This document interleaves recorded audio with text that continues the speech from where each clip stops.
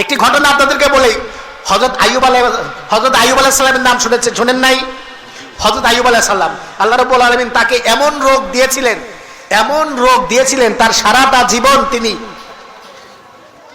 জীবন তার সারা অঙ্গ কিরায় খেয়েছে, সারাটা অঙ্গ। তার স্ত্রী ছিল বিবি রহিমা। বিবি রহিমা এতটা পর্দাশীল, এতটা দানশীল, এতটা খেদমতগার, এরকম স্ত্রী পৃথিবীতে হওয়া খুবই দুরূহ ব্যাপার। এরকম স্ত্রী আর পৃথিবীতে আসবে না। হযরত আইয়ুব আলাইহিস সালাম কঠিন রোগে আক্রান্ত। তার প্রতিটা স্ত্রী তাকে রেখে চলে গেল, একমাত্র বিবি রহিমা হযরত আইয়ুব আলাইহিস সালামকে ছেড়ে গেল না। হযরত আইয়ুব আলাইহিস সালাম বলে, সবাই তো আমাকে ছেড়ে চলে গেল, একমাত্র আমার সত্তা আমার পাশে রয়েছে। তিনি বিবি রহিমাকে বললেন, হে আমার বিবি, সবাই তো আমাকে ছেড়ে চলে গেল, তুমিও চলে যাও। বিবি রহিমা চোখের পানি ছেড়ে দিয়ে বলল, হে আমার স্বামী, আমার পিতামাতা আমাকে এমন কোনো শিক্ষা দেয় নাই স্বামীর কঠিন বিপদে আমরা স্বামীকে ছেড়ে চলে যাব। আমি স্বামীকে ছেড়ে চলে যেতে পারি না। আমার স্বামী আমার ভরণ পোষণ করেছে, আমার খাবারের ব্যবস্থা করেছে, পর্দার ব্যবস্থা করেছে, নিরাপত্তার ব্যবস্থা করেছে, আমার ইজ্জত আবরু রক্ষার ব্যবস্থা করেছে।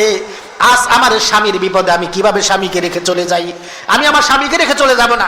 দেখেন তারা কতটা ভদ্র, কতটা নম্র এবং কতটা সম্মানিত তারা, এবং কতটা স্বামীর প্রতি তারা আনুগত্যশীল। বিবি রহিমা সব স্ত্রী চলে যাওয়ার পরেও সে চলে যায় না। সব স্ত্রী চলে যাওয়ার পরেও হযরত আইয়ুব আলাইহিস সালামকে ছেড়ে সে চলে যায় না। এবং কি আইয়ুব আলাইহিস সালাম বিছানা থেকে উঠতে পারে না, বিবি রহিমার চুল ধরে তিনি উঠে দাঁড়ায়, আবার চুল ধরে তিনি বসে। এবং কি তার খাবারের ব্যবস্থাও তার স্ত্রী মানুষের বাসায় কাজ করে এনে অসুস্থ স্বামীকে তিনি খাওয়ায়। সুবহানাল্লাহ কইবেন না? তাইলে অসুস্থ স্বামীর সেবা করার, অসুস্থ স্বামীকে খাওয়ায়। বিবি রহিমা বলল, হে আমার স্বামী, আল্লাহ রাব্বুল আলামিন আমাকে জমিনে যতদিন টিকায় রাখে, আল্লাহ রাব্বুল আলামিন আমাকে যতদিন জমিনে বাঁচায় রাখে, আমি আপনার সেবা করে জমিন ছেড়ে চলে যাব, কিন্তু আপনাকে ছেড়ে চলে যাব না। আল্লাহ আমাকে যত বড় বিপদ দিক, আমি আপনাকে ছেড়ে চলে যাব না।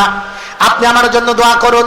এই কথা বলে সকালবেলা স্বামীকে ঘরে রেখে বিবি রহিমা কাজের সন্ধানে গ্রামের ভিতরে বের হয়ে গেলেন।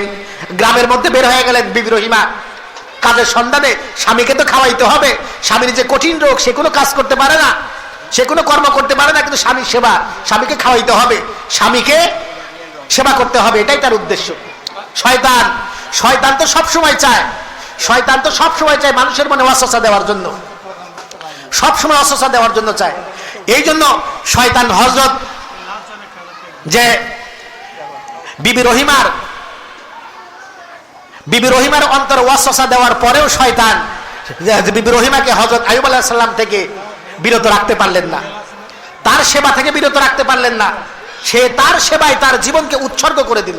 এত সেবা তার করেছে। গ্রামের ভিতরে বের হওয়ার পরে যখন তার কোনো কাজ খুঁজে পায় না, সন্ধ্যাবেলা বাসায় ফিরে যাবে, স্বামীর জন্য কিছু খাবার নিয়ে যাবে, স্বামীর জন্য কিছু আহার নিয়ে যাবে, কোনো আহারের ব্যবস্থা করতে পারে নাই। ওইদিকে শয়তান মানুষের সুরাত ধরে বিবি রহিমার কাছে আসলেন আর বললেন, আমার বাসায় কোনো কাজ নাই, তো আমি তোমাকে কিছু খাবার তোমাকে দিতে পারি, যদি তোমার চুল যদি তুমি আমার কাছে বিক্রি করে দাও। বিবি রহিমা বলল, হে মালিক, হে ভাই, হে ব্যক্তি, খোদার কসম, আমার স্বামী এত অসুস্থ, আমার এই চুল ধরে উঠে আর আমার এই চুল ধরে বসে, এই চুল যদি আমি আপনাকে দিয়ে দেই, তো আমার স্বামী কি করে উঠবে বসবে? আমি যদি এই চুল আপনাকে দিয়ে দেই, আমার স্বামী কি করে উঠবে বসবে? আমি তার সেবা কি করে করব? বললো যে এটা ছাড়া তোমাকে খাবার দেওয়ার মতো, কাজ দেওয়ার মতো আমার আর কোনো উপায় নাই, আর কোনোভাবে আমি পারবো না। বিবি রহিমা তার চুল কেটে স্বামীর খাওয়ার জন্য, ভরণ পোষণের জন্য, তার হক আদায় করার জন্য, স্বামীর সেবা করার জন্য তার চুলকে তিনি কেটে ফেললেন, চুলকে তিনি বিক্রি করে দিলেন। জুড়ে বলি না সুবহানাল্লাহি বিহামদিহি। তার চুলকে তিনি বিক্রি করে দিলেন।